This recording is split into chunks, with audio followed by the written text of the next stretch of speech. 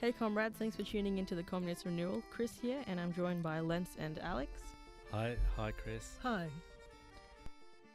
So let's take it back to April 11th when Julian Assange got dragged out of the Ecuadorian embassy in London with a full-blown beard and uncut hairstyle and everything, and just how shocking that was at the time because he's been in there 6 years and we all thought 7 years, and we all thought it wouldn't happen and he was going to be there for such a maybe like 10 years, 20 years. But wow, that shattered our illusion completely. Any thoughts? Well, that's international law out the window. Yeah. And big step for Ecuador to take, but they got a bit of money for it, of course. Yeah, I'd heard that they kind of did that because they were friendly with the US, with the new prime minister involved. Yes. Yeah. Yeah. He was considered by Korea, who was the previous president. He was considered, was part of the same party. He was supported by Korea and thought to be a decent sort of person, but he changed 180% once he got into office. And he would never have gotten into office if it hadn't been for Korea's support as well. Wow. He's just 108%. A really completely different person. Wow. True mask is off. And now we're seeing what he is as a full-blown puppet for the US, of course. Did they do a deal with the US beforehand, like in exchange of Julian Assange was something else? Yeah, there was a visit by Mike Pence. Oh. There's been an IMF loan, several $1 billion. Oh, okay. They wanted, from him, they wanted Assange, and they wanted Chevron left off the hook for their damage in the Amazon. Wow. And they got it. They definitely did get it. there's also Marino was exposed not by WikiLeaks, but they blame WikiLeaks for the fact that he's an utterly corrupt politician. Yeah. And that has just been leaked out to the public, so it was the ideal time for him to jump in terms of a diversion. What people aren't mentioning is the level of protests within Ecuador itself. Yes. Certainly leaves anything that we've seen in Australia Sure has. for blind. The Ecuadorian people realise the implications of what's happened and they're after his scalp, I think. Yeah, they are. No, that's been a shameful episode for the people of Ecuador. They're really pretty horrified about what their government has done in their name. So the public obviously didn't support this. It was just a turnaround from the government. We're going to do this. Yeah. Wow, okay. So it just was blindsided. Everyone was blindsided. Yeah. It's been big protests. Yeah. If you're on Twitter, you'll see Criss and Alex, who is his mother, has posted a link to the protest there. It's really quite extreme, response. Wow. What's been Australia's response to this? Because I know our government has got nothing to do with it now, even though he's an Australian citizen. Exactly. It's the same thing as David Hicks and Mahmoud Habib. It's like not our problem. Won't do anything. It's just, and the media, of course, is what they are. The Australian government is doing some things very quietly behind the scenes, though it says that Assange is America's business, not its business, at the same time as denying America is not going to do anything, is they have quietly, even though they would previously not agreeing to renew Assange's passport, they have quietly renewed his passport at the end of last year. Oh. But that could look like, well, they're softening a bit, but it's not. It's because something that relates very closely to all this is the foreign interference laws and being a foreign agent.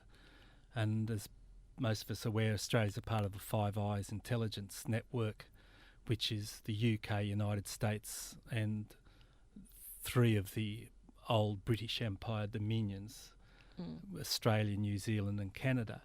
And our foreign interference laws have basically made charges not of betraying Australia's interests, but betraying the interests of the Five Eyes nations is classified as treason.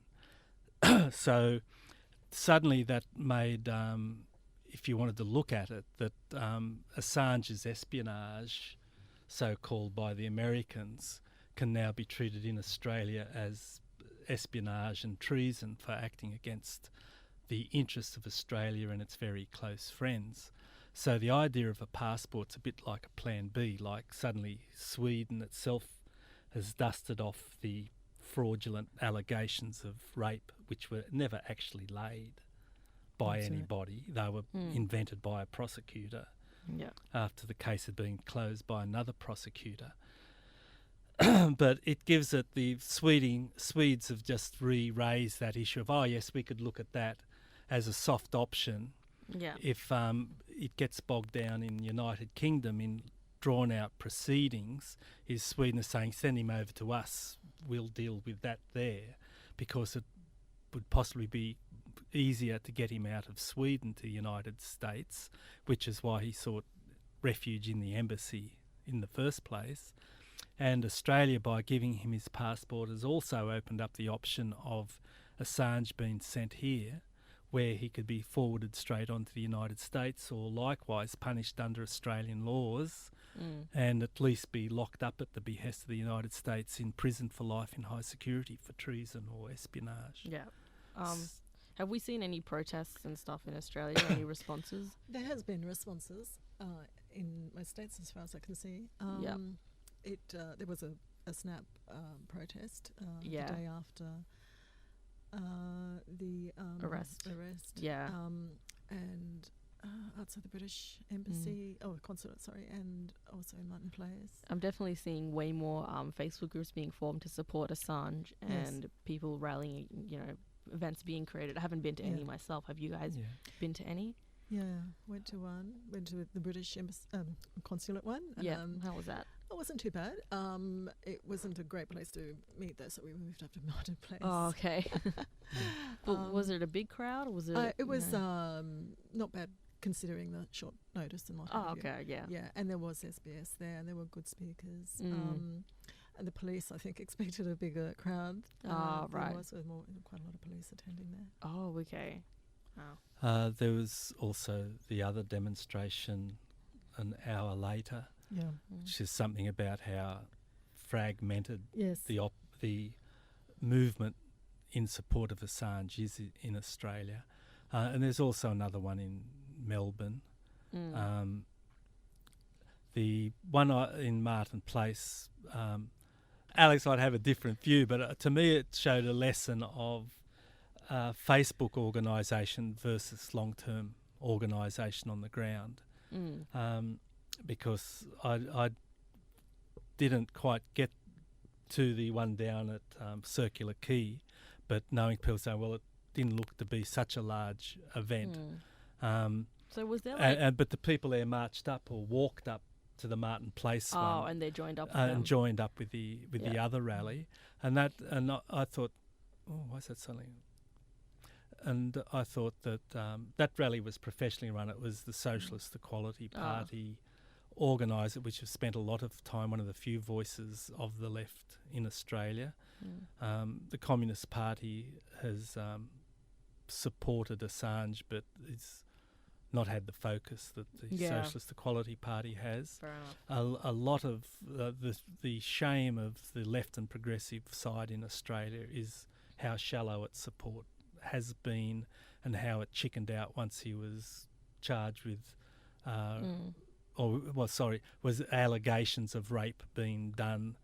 He was avoided with a 12-metre pole. Yeah, so they wanted to distance because themselves. They didn't even want to discuss that, because it's got to be where you would be forbidden to even dispute the pros and cons.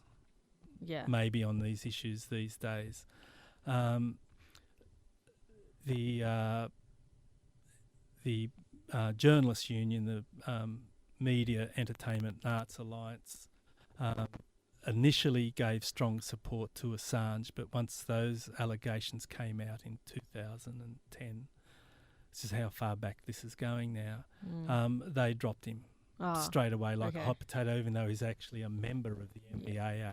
So people pretty much dropped support as soon as the allegations came in. Yes, I felt that too. With everyone was quiet in the media, and this has been in complete disregard of the facts, and it's the extent to which there's a bigger question here, because there's the questions of freedom of expression, the right for a population to be informed of what its government has done. Yeah. And a part of that information is knowing that once WikiLeaks started out, he was seen by the intelligence agencies of the United States especially as a threat to them. So at a very early stage, well before 2000 and was it 7 when he first released those, is that he constituted a threat and that they must start to carry out a campaign to destroy his reputation. Yeah, to stop him before he gets before he worse, did something dangerous. So once he released the Manning Manning whistleblower did of the war crimes in Iraq, and that was on to entrap him. Yeah. And that's what happened in Sweden.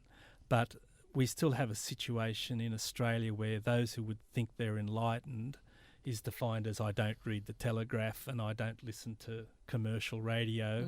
I listen to the ABC and watch ABC or SBS and read the Herald. Yeah. Without any questioning, basically, of just where their news is coming from. And I think we're going to have to wrap it up there. We're verging on 12 minutes. Does anybody want to get final points in? 2 things. One is there's a protest on May the 3rd. It's to coincide with World Press Freedom Day.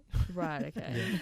It's for Julian Assange on that day. Oh, it's good timing. So you'll find that in Sydney, anyway. It's on Friday at noon. Outside the MLC Centre, which is where the US consulate is. Okay, so that's May 23rd, you said? No, May the 3rd. Sorry, May the 3rd. Yeah. May the 3rd. Oh, okay. Wow. Okay, and the other thing too was when Assange was carried out of the embassy, he was carrying a book by Gore Vidal called The History of the National Security State. Oh. And some of us are speculating that he probably has some sort of cipher in the coding in that book. That's related to the insurance files. So if you haven't got the insurance files, recommend you get them and download them. Keep your ears open. Okay, so that's interesting. So he's left an Easter egg in that book. Yeah. We'll have to find it. Yeah, quite likely. Yeah. Okay, so that was really good. Now we're on 13 minutes and it's good to wrap it up. Thanks for watching, comrades. If you've been fucked by capitalism and you want to fuck it back, then please consider sharing our work and subscribing. See you on the barricades. Take care, struggle well, and we will see you soon.